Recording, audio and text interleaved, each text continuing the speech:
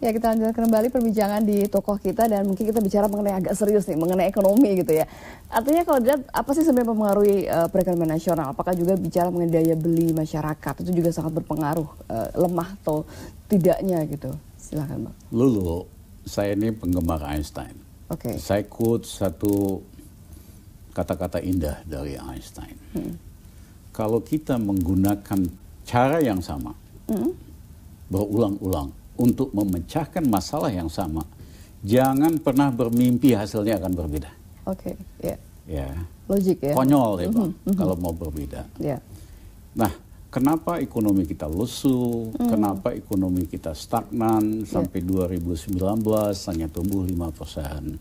Karena yang dilakukan ini adalah kebijakan makroekonomi super konservatif, yaitu melakukan pengetatan atau austerity. Nah, pengetatan ini gagal di Latin Amerika, gagal di Yunani, sampai 3 kali melakukan pengetatan. Setiap kali Yunani makin miskin, makin payah, ya, sehingga tahun lalu Menteri Ekonomi Yunani minta tolong saya bikin memo kepada Perdana Menterinya, alternatif yang lain, ya kan. Nah, kenapa ekonomi sudah melambat, diketatkan dengan pemotongan anggaran, diketatkan dengan penguburan pajak, makin nyelungsep ekonominya, daya belinya makin merosot, ya. Itulah yang terjadi sekarang ini. Ya, walaupun ada beberapa menteri yang kasih laporan hoak lah sama presiden bahwa enggak kok ekonomi baik-baik aja. Iya, katanya beralih dari konvensional ke online, salah satunya. Misalnya, padahal online itu memang maju pesat, tapi baru 2% dari total retail business $35 miliar. Ya kan? Dan lain-lain lah, bahwa misalnya pendapatan PPN naik. Betul PPN naik karena memang Ubernya rajin, tapi yang terjadi adalah pabrikan kan punya regional distributor, kemudian punya lokal distributor. Mereka tetap wajib beli, kalau nggak diganti distributornya. Nah, tapi di lokal distributor barangnya disimpan di gudang gitu loh. Nah, jadi jangan bermimpi. Kalau kita menggunakan pengetatan, ekonomi akan pulih dengan cepat. Ya, itu sama aja bermimpi kita pakai personaling mobil 1, kita berharap lari 60 km. Pasti mesinnya kepanasan. Halusinasi. Itu kalau Einstein bilang konyol. Kalau kita lakukan itu. Nah, ada nggak cara lain? Bagaimana strateginya untuk bisa meningkatkan? Nah, seperti kami pernah dulu lakukan 16 tahun yang lalu, dari -3 ke 4,5%, harus pakai growth story, yaitu cara-cara inovatif untuk memulihkan ekonomi. Jangan ekonomi lagi udah melambat, diperlambat lagi dengan pengetatan. Negara maju, Amerika atau Eropa, kalau ekonominya melambat, dia longgarkan. Dia kasih pompa supaya pulih cepat, baru nanti diuber pajaknya, baru nanti diketatkan gitu lagi. Nah, apa yang kita bisa lakukan? Satu, kita harus pompa secara fiskal, tetapi tidak menggunakan APBN, karena APBN-nya sudah terbatas. Dan saya dukung sekali ide Pak Jokowi untuk menggunakan dana APBN untuk infrastruktur di luar Jawa, supaya tidak terlalu Jawa sentris pembangunannya, supaya Indonesia sentris. Itu bagus. Nah, di Jawa jangan lagi pakai APBN, tapi pakai sekuritisasi aset, yaitu kalau ada proyek infrastruktur, pendapatannya diterima 10 tahun ke depan sekarang, dengan bunga lebih murah diskonnya, sehingga bisa membangun proyek infrastruktur. Dengan build, operate, and transfer sama swasta, dengan revaluasi aset. Karena kalau revaluasi aset dilakukan ke seluruh BUMN, itu aset BUMN bisa naik 2.500 triliun, sehingga BUMN bisa cari financing total $100 miliar, sehingga kita bisa bangun jalan tol, kereta api di Sumatera, di Jawa, dan sebagainya. Itu satu, pompa. pompa fiskal tapi non APBN. Yang kedua adalah pompa kredit. Karena sekarang pertumbuhan kredit di bawah 10%. Tidak mungkin ekonomi tumbuh 15-16%.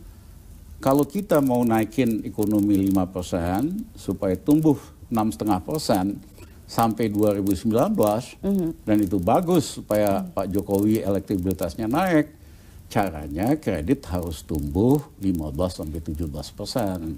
Bisakah caranya? Oh, bisa sekali. Dengan saya waktu Preskom BNI, saya minta supaya BNI bisa ngejar BCA, kredit growth-nya harus 2 kali rata-rata nasional yang 12%. Ternyata BNI direksinya bagus-bagus, bisa naik 24%, 2 kali loh. Nah, ada program-program yang bagus, misalnya kredit umum pedesaan. Saya salah satu field coordinator dengan tim Harvard untuk mengembangkan kredit umum pedesaan.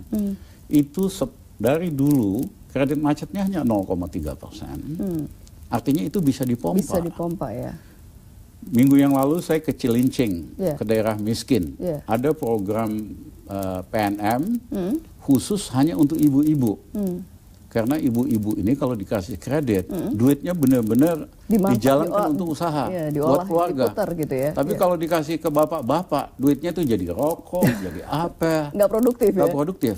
Konsumtif. Nah, itu ada 2 juta nasabahnya, kreditnya hanya 2 jutaan sampai 3 juta, kredit macetnya 0,2%. Itu sangat bagus sekali. Jadi saya minta misalnya yang program PNM ini dinaikkan modalnya dari 1,3 triliun jadi 5 triliun. Itu bisa sekitar 50 juta ibu-ibu loh yang bisa ketolongan. Jadi ada cara naikin ekspansi kredit dengan risiko rendah dan prudent. Artinya UKM, mereka bisa digolongkan sebagai menengah UKM kecil. Nah, itu perlu dulu. Karena sekarang kredit itu 73% buat yang atas yang gede-gede ini. 17% buat yang menengah, sama 60 juta usaha kecil yang bawah. Kenapa ini nggak geser? Dari sekarang mereka 73%, 3 tahun kita turunin ke 60%. Toh mereka bisa cari modal dengan nerbitin bond, dengan di pasar modal. Sisanya kita geser ke bawah. Ini menciptakan daya beli, menciptakan lapangan pekerjaan, kesejahteraan lebih tinggi. Ini istilahnya pendekatan ekonomi struktural. Lihat strukturnya dulu, baru rumuskan kebijakan. Jangan rumus yang sama, obat yang sama untuk segala macam penyakit seperti yang Bank Dunia lakukan. Harus strukturnya dulu, baru kita dilihat rumuskan kondisinya kebijakan. Apa penyakitnya begitu ya. Nah, dilihat. Yang ketiga adalah, mohon maaf, semua barang pangan import itu harganya 2 kali. Kok bisa harga gula di Indonesia 2 kali daripada di Australia, di Malaysia, di Thailand? Harga daging kok bisa 2 kali? Dan lain-lainnya. Kenapa? Karena ada kartel dengan sistem kuota. Hanya berapa Taipan aja yang nguasain ini. Ya kan? Mereka atur-atur lah harganya. Saya udah sarankan waktu saya kabinet, karena bukan bidang saya ekonomi kan maritim. Saya harus sarankan di kabinet, Pak Presiden, para menteri, kita ganti sistemnya dari sistem kuota jadi tarif. Kenakan tarif 25%. Harga gula akan turun 75%, daging 75%, tahu akan turun, kedelai akan turun. Rakyat akan terima kasih sama pemerintah. Nah, sama saja, rata-rata ibu golongan menengah misalnya belanja 200.000 sehari. Karena barang pangan import kan mahal. Dia nggak perlu 200.000, cukup 150.000. Artinya pemerintah kasih di kantong ibu-ibu ini sehari 50.000. 50.000 sebagai simpanan. Sebulanan. Ya kan? Kali 30 hari, 1,5 juta. Kali 60 juta ibu-ibu golongan menengah bawah. Apa nggak hidup nih daya beli? Jadi jangan bisa menterinya ngeles doang. Nggak bisa, ekonominya hanya bisa 5% dan sebagainya. Kalau ini dilakukan, rakyat akan terima kasih. Nah, sayangnya di kabinet waktu itu Pak Presiden setuju. Sistemnya harus diganti dari kuota ke tarif. Minta menteri-menteri ekonomi laksanakan. Kagak ada yang ngelaksanain tuh. Sayang sekali ya. Artinya diagnosanya tuh harus tepat gitu ketika untuk memberikan obat tadi ya, seperti itu ya. Yang keempat, masalah kita udah makin kompleks. Tidak bisa menggunakan pendekatan gradual, incremental dalam menyelesaikan masalah. Harus ada terobosan. Ini yang keempat, tahan dulu nih. Terobosannya seperti apa? Karena tampaknya sangat menarik sekali. Tapi kita harus break balik. Kami kembali lagi usai jeda pariwara. Tetaplah bersama kami.